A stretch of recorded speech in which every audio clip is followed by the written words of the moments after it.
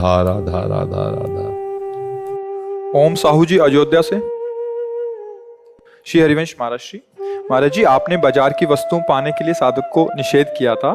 हम भी प्रयास करते हैं कि उसका अनुसरण करें, पर परिवार के लोग बाजार की वस्तुओं श्री जी को भोग लगाते हैं और उनको पाने के लिए बोलते हैं, पर मैं पाने से मना कर देता हूँ। तो महाराज जी क्या प्रसाद का अपमान तो नहीं हुआ? इतना प्रसाद, अगर पूरा प्रवचन सुनोगे तो कभी आपको प्रश्न ही नहीं उठेगा। हमने कहा भगवत समर्पित प्रसाद के किनका को लेकर बाजार की वस्तु नहीं पानी।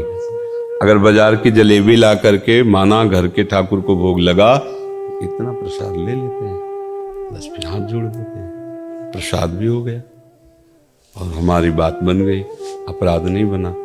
क्योंकि बाजार की वस्तु इसलिए साधकों को, देखो इन्होंने जीवन अर्पित किया है, खास तौर से भगवत प्राप्ति के उपासकों को मना किया है।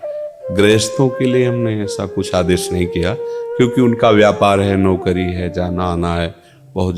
पर जो हमारे पास सैकड़ों विरक्त बच्चे बच्चियां रह रही हैं, इनको सुव्यवस्थित प्रभु तक पहुंचा सके, इसके लिए हर वो छेद बंद कर देते हैं जिससे माया का आक्रमण न हो। खास तौर लक्ष्य इन्हीं बैरागी उपासकों का था, गृहस्थों का नहीं था। अगर स्वीकार करो तो उसमें आपका मंगल है, पर हम इसलिए आदेश नहीं कर सकते।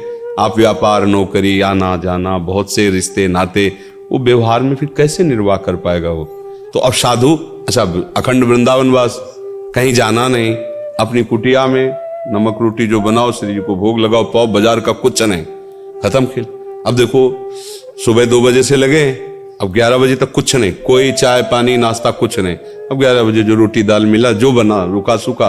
अब क्योंकि 2-4 लोगों का बनना हो तो स्वादिष्ट बनता है, और जहाँ 150-200 लोगों को मान लो दाल भी बननी है और सब्जी भी बननी है, तो वो ऐसे ही होती है, मतलब कि हाँ काम चला। वो 2 लोगों का भोजन बनेगा तो अच्छे से बनेगा ना। अब 200 लोगों का भोजन बनेगा जहाँ, तो मतलब अच्छा यहाँ कोई रसोईया तो है नहीं, अब वही अपने घर के साधु हैं, अपना बना लिए पा लिए।